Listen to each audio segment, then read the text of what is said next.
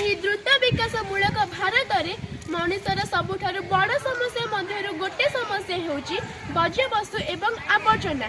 ଏହି ବର୍ଜ୍ୟବସ୍ତୁକୁ ସଠିକ୍ ପରିଚାଳନା କରିବା ପାଇଁ ଆମେ 3R ନୀତି ଅବଲମ୍ବନ କରିବା।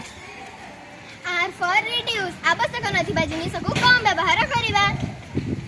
R for reuse, ଗୋଟିଏ ଜିନିଷକୁ ପୁଣି ଥରେ ବ୍ୟବହାର କରିବା। R for recycle, ଅପଚୟ ଜିନିଷକୁ ନୂଆ ଜିନିଷରେ ପରିଣତ କରିବା। ଆମେ ଆବର୍ଜନାକୁ ଗୋଟିଏ ପ୍ରକାର ଡଷ୍ଟବିନ୍ରେ ନ ପକାଇ 3 ପ୍ରକାର ଡଷ୍ଟବିନ୍ରେ ପକାଇବା। ଯେମିତିକି ମୁଁ ହେଉଛି ରେଡ୍ ଡଷ୍ଟବିନ୍, ମୋ ଧିରେ ଔଷଧ ସିରିଞ୍ଜ ଏଗୁଡ଼ିକୁ ପକାନ୍ତି। ମୁଁ ହେଉଛି ବ୍ଲୁ ଡଷ୍ଟବିନ୍, ମୋ ଦେହରେ ଶୁଷ୍କ ଜିନିଷ ତଥା ଲୁହା, କାଚ, ତମ୍ବା, ଥର୍ମୋକୋଲ୍ ପରି ଜିନିଷ ଆଦି ପକାନ୍ତି। ମୁଁ ହେଉଛି ଗ୍ରୀନ୍ ଡଷ୍ଟବିନ୍, ମୋ ଦେହରେ ପରିବା ଚୋପା, ଫଳ ଚୋପା, ପୂଜା ଫୁଲ ଇତ୍ୟାଦି ପକାନ୍ତି। ଆଜି ଆମେ ସମାଜରେ